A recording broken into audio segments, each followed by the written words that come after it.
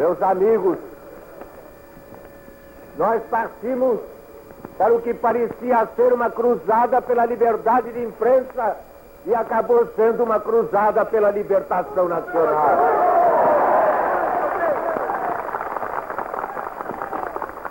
E isso não se deu por acaso. É que quando se quer envenenar uma nação, começa por envenenar as fontes do conhecimento público.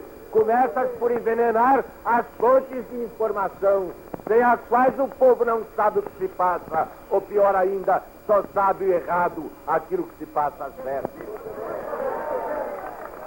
É através da corrupção da imprensa, é através da intimidação da imprensa que se acaba por corromper e intimidar a própria opinião do povo. O que se montou no Brasil não foi apenas um negócio para um grupo de afiliados do poder. Não foi somente um negócio feito à custa da miséria e do esfomeamento do povo. Foi também um negócio para destruir no povo a confiança na democracia. Foi um negócio feito para fazer o povo descrer de si mesmo, para fazer com que o povo pensasse que de nada valia protestar em praça pública, porque os homens do poder pensariam por ele e por ele agiriam desde o começo até o fim. No entanto, o que se viu foi 1 contra 1 milhão, quer dizer, um homem contra 1 milhão de cruzeiros. Mas fomos logo tantos milhões de homens que não houve cruzeiro suficiente para esconder a revolta do povo.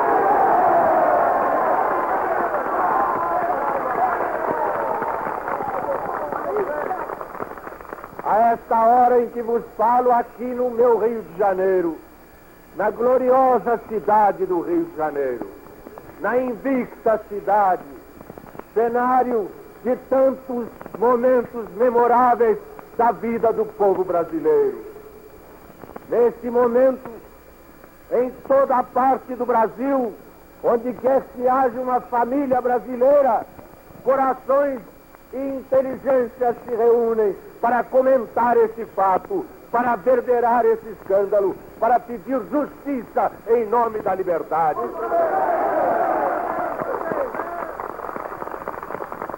Por mais que a justiça tarde, ela já começou. Agora, aqui nesse palanque, acabo de ter notícia de que amanhã será iniciado o processo de falência da Rádio Clube do Brasil.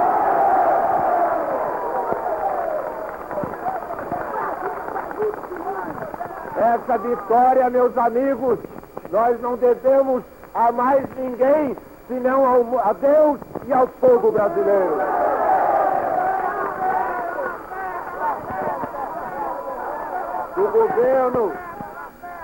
Do governo finalmente abalado com a notícia dos próprios escândalos que ele alegava ignorar, como se alguém pudesse ignorar o dinheiro que entra pela porta dos fundos dentro da própria casa. Do governo que tivemos foi no Dia da Pátria, o presidente da República chamar-nos a todos nós de caluniadores profissionais, ao mesmo tempo que pela segunda vez e de modo solene e definitivo se comprometeu a punir os corruptos e os corruptores. Ora, muito bem, até que enfim o senhor Getúlio Vargas pretende punir corruptos e corruptores. Mas onde estava ele quando a corrupção campeava? Que fez ele quando as portas do Banco do Brasil se abriram para dali sair o dinheiro em que um estrangeiro e um aventureiro se locupletaram?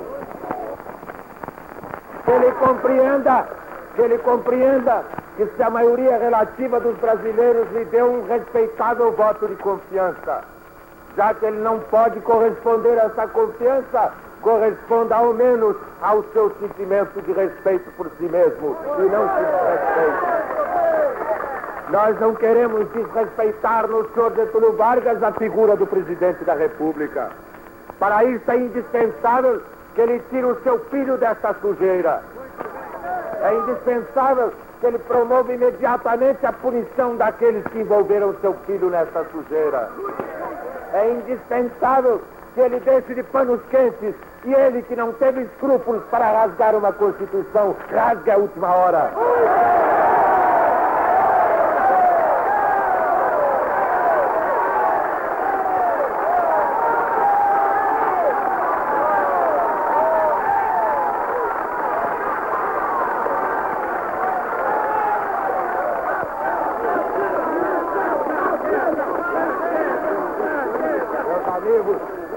Onde estavam os regulamentos do banco?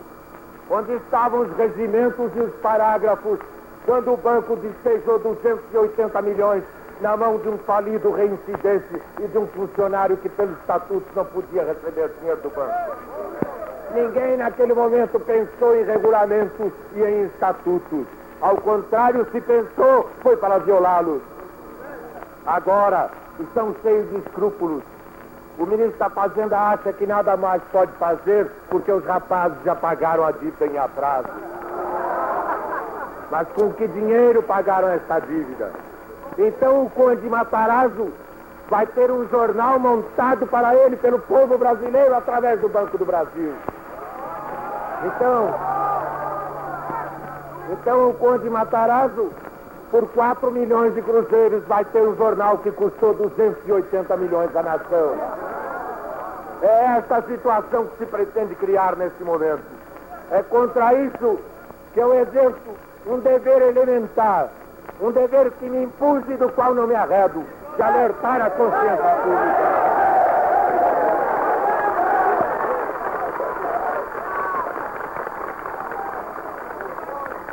A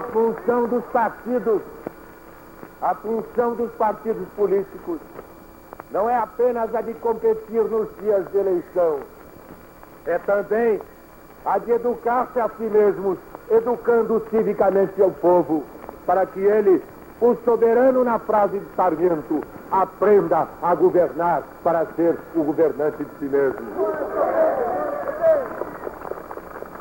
A União Democrática Nacional do Distrito Federal exerce hoje essa função eminente dos partidos, que é a educação cívica dos seus líderes e dos seus seguidores, através dos comícios na praça pública. Hoje, nem ela, nem os seus eminentes líderes que aqui falaram, e muito menos este jornalista, nenhum de nós vos veio pedir coisa alguma, senão uma coisa, esperança, e outra coisa, confiança em vós mesmos. Meus amigos, não há dúvida que é alguma coisa de novo o que se passa hoje no Brasil. Não que seja uma invenção ou descoberta, não que tenha aparecido por acaso. Por trás de vós, na vossa vida passada, nas vossas famílias, importantes ou humildes, não importa. Homens e mulheres sofreram, mulheres e homens penaram, sacrificaram-se, lutaram, trabalharam, deram tudo de seu para que um dia, esta noite, cada um de vós aqui estivesse continuando a missão sagrada que os vossos maiores vos legaram. Um povo não se inventa, um povo não se improvisa, um povo não se falsifica. Um povo se desenvolve através das idades e aquilo que foram os nossos avós, aquilo que os nossos maiores fizeram, as circunstâncias da vida nos põem a fazer, às vezes nos mesmos locais, se não mesmo com as mesmas palavras, a ouvir talvez as mesmas palavras, para recuperar, para recapturar o sentido da vida, perdido através de tanta miséria, de tanta mistificação, de tanta falsificação, de tanta falseta. Desde menino nesta cidade, habituei-me a ouvir como um chamado sagrado a voz do povo na praça, a voz que clama, reclama e conclama, a voz que pede e exige, a voz que implora e exorta, e adverte e impreca, a voz do povo de verdade e não do povo dos pelegos. A voz do povo que se reúne sem saber se um é doutor e outro é marítimo, porque todos são filhos das mesmas mães, dos mesmos pais, são todos irmãos nascidos na mesma nação. Aqueles que nos querem dividir para lançar-nos uns contra os outros, querem dividir-nos para enganar-nos, querem enganar-nos para dominar-nos, querem dominar-nos para roubar-nos. Não nos houvéssemos dividido em 45, não nos houvéssemos dividido em 50, e isto de hoje não aconteceria, quer dizer, não haveria um governo que dispõe do dinheiro público, dispõe do dinheiro do povo para enriquecer os seus filhotes. Por outro lado, no entanto, eu quase diria, foi bom que isso acontecesse, foi ótimo que isso acontecesse, porque se isso representa mais sacrifício por um lado, por outro lado, isso significa uma ressurreição moral de um povo que não quer se deixar abater pela corrupção.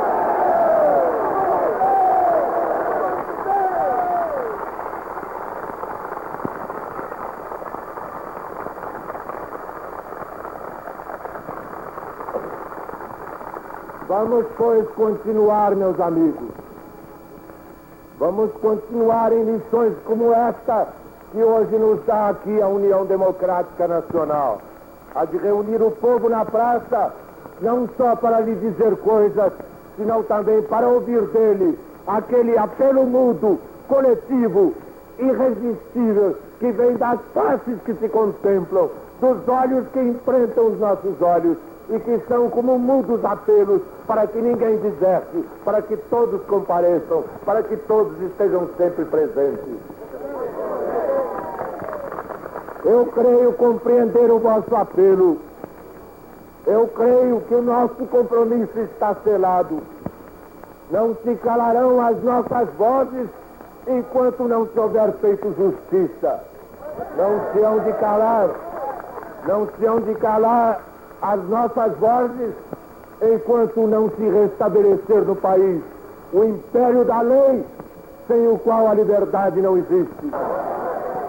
O que pretende o senhor Jango Goulart é levar o povo ao desespero, fingindo que se ocupa de cada parcela do povo separadamente.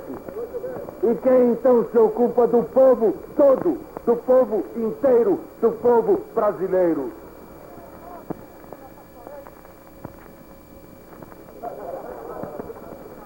Nós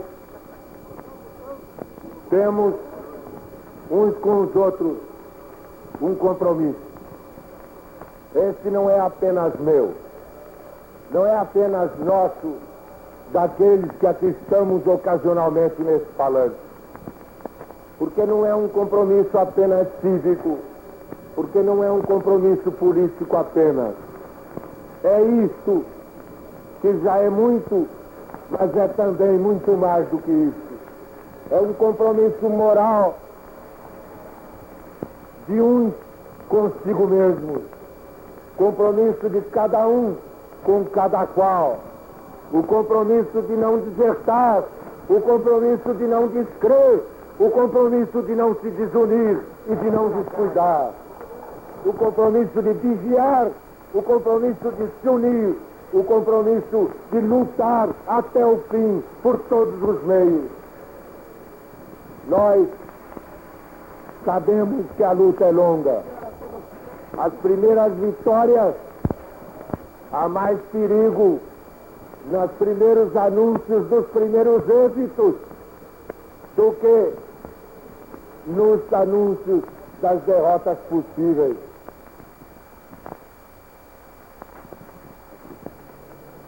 E aí a nossa tendência é para considerar que já ganhamos e abandonar a luta no meio. É aí que começa o perigo. É aí que começa a sedução da facilidade. É aí que começam a nos dizer que está tudo encerrado, não se fala mais nisso. Não, há de se falar nisso até o fim.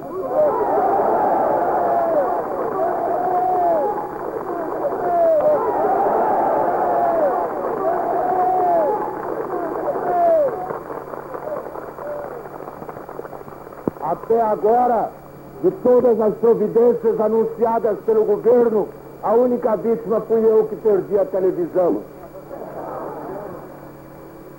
Mas, seja como for, por uma coisa que se chama apertar o crânio. Agora, que importa qualquer dificuldade? Quando a vossa presença é penhor da vossa existência. Quando é um sinal de que não termina a vossa missão nesta praça, que aqui ela apenas continua, pois é na vossa casa, é no vosso lar, é na vossa rua, na vossa oficina, no vosso escritório, na vossa escola. É por toda parte em que um homem leva viva a chama da esperança no seu coração. É por toda parte onde um homem que se chama homem pode manifestar a sua vontade e o seu desejo de liberdade.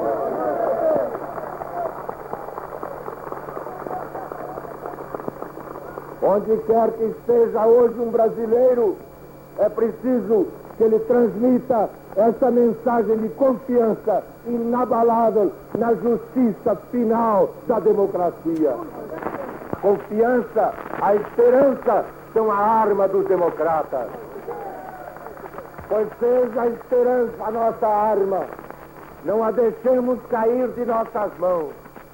Nós todos que a vimos transportada por nossos maiores nesta cidade, conservemo-la em nossas mãos para transmiti-la pura como a recebemos e acrescida da nossa experiência e das nossas próprias amarguras, à mão de nossos filhos, para que eles um dia possam bendizer a terra em que nasceram.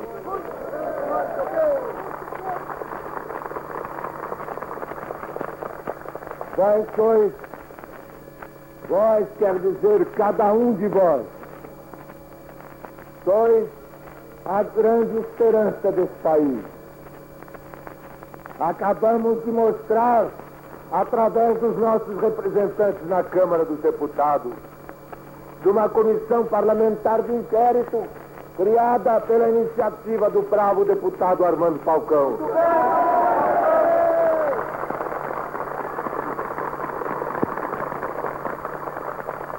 Exalçada em toda a sua significação cívica e política pelo incomparável deputado pela Bahia, Leomar Balieiro.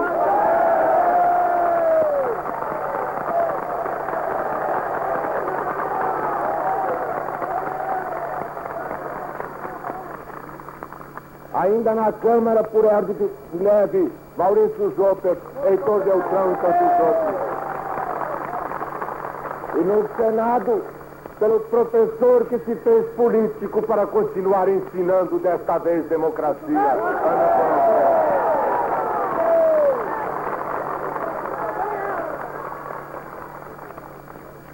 O Congresso tomou nas suas mãos a responsabilidade de manter viva no povo a confiança nos meios democráticos para punir os ladrões da República. O Poder Judiciário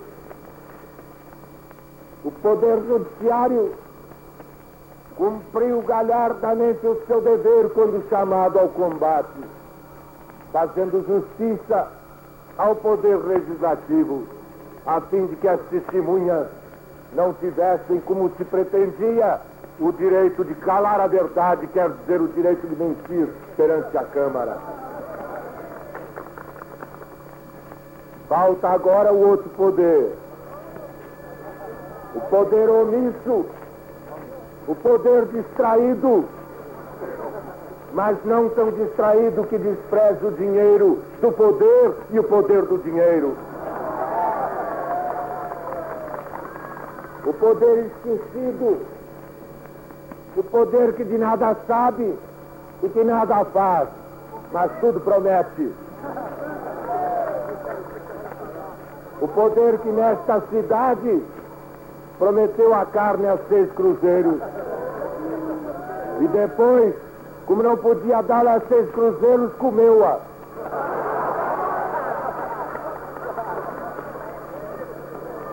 O poder executivo é o único que está ausente ao chamado do povo para a apuração de responsabilidade.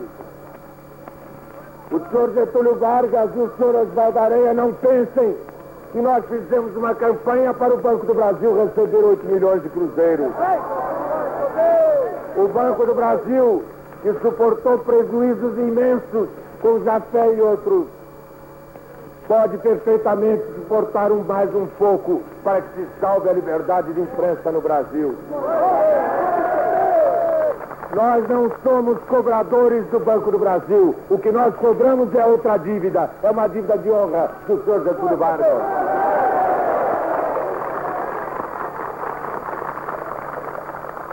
E essa dívida de honra não é o do senhor Danton Coelho que entre um pôquer e um buraco poderá pagá-la.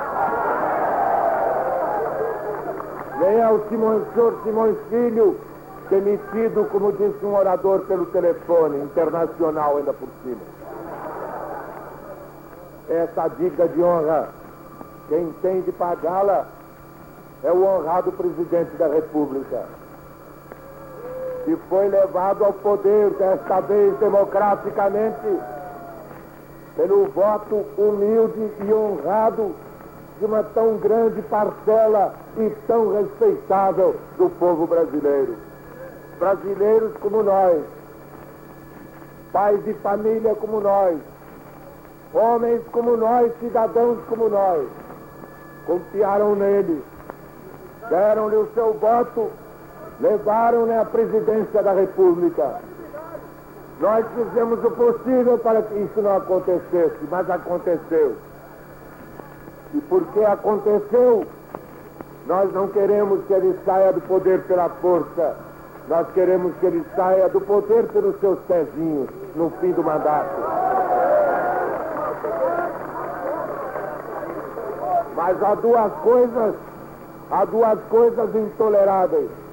E não só para nós, como estou certo disso, também para a grande maioria daqueles que de boa fé, honradamente, cheios de esperança, votaram nele. Uma dessas coisas é a condição dele não ficar no poder nem uma hora a mais depois que o seu poder terminar.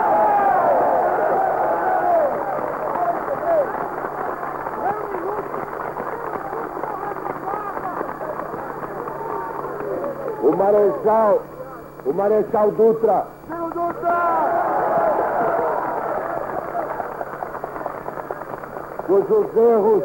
cujos erros no governo nós combatemos, e que ao entrar para o poder era um homem impopular, ganhou o respeito de todo o povo brasileiro, porque em 15 anos foi o primeiro presidente que cumpriu a sua palavra.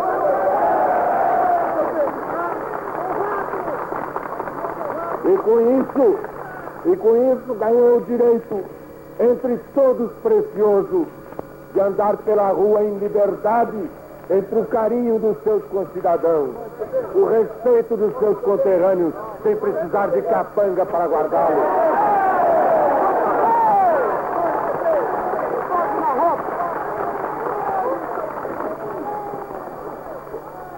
E uma condição é a de sair o senhor Getúlio Vargas do poder num dia exato que a Constituição manda. Coisa rara na sua vida pública.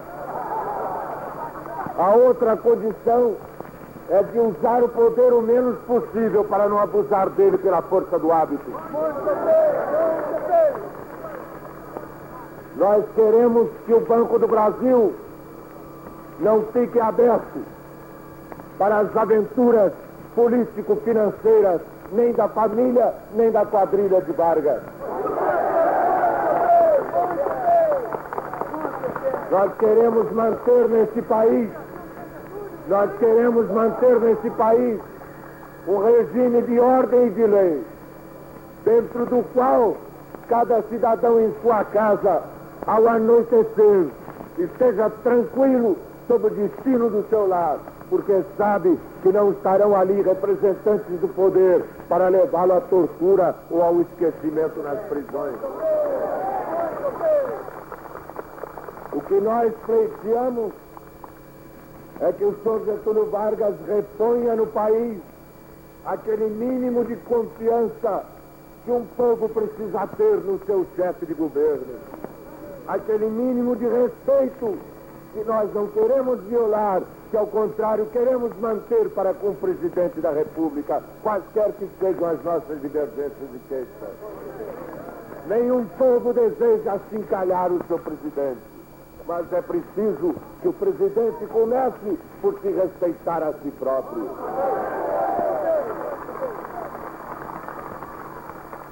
Nós queremos o mandato do presidente, mas não o dia do presidente. Nós não queremos o império da adulação pago com o dinheiro do povo que está no Banco do Brasil. Nós não queremos a força mais corruptora do mundo, que não é a do insulto, nem a do dinheiro, é a da lisonja. E ainda mais terrível, a força da lisonja paga com o nosso dinheiro. Nós queremos que esses homens aprendam a nos respeitar para serem respeitados. E que não se veja um presidente da República chamar de caluniadores profissionais aqueles que lhe abrem os olhos para os crimes que ele dizia.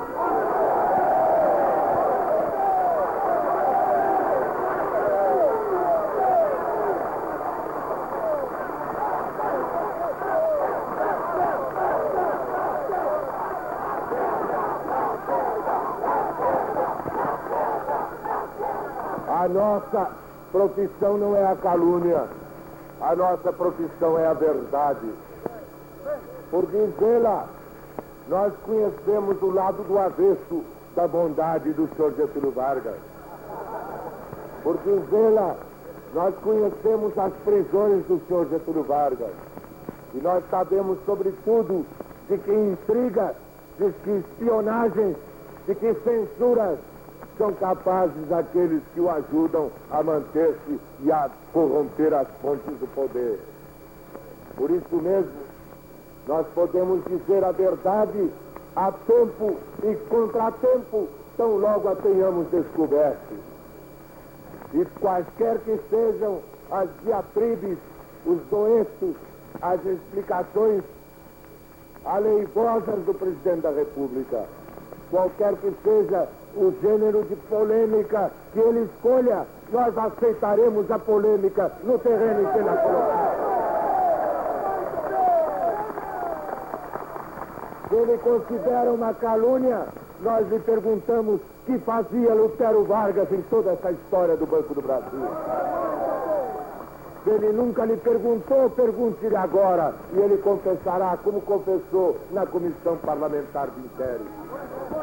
Esse homem, Lutero Vargas, iludiu tantos cariocas, tantos eleitores do Rio, que lhe deram uma imensa votação para um mandato de deputado que ele não cumpriu nem um só dia. Ora, não foi para receber dinheiro de Matarazzo que ele se elegeu deputado pelo Distrito Federal. Cabe, portanto, meus amigos, com a franqueza e a lealdade que temos o direito de exigir de quem vos fala, seja quem for, pedir que nós todos cobremos a quem votou no senhor Lutero Vargas para que vá buscar com ele o produto do roubo que ele fez no Banco do Brasil.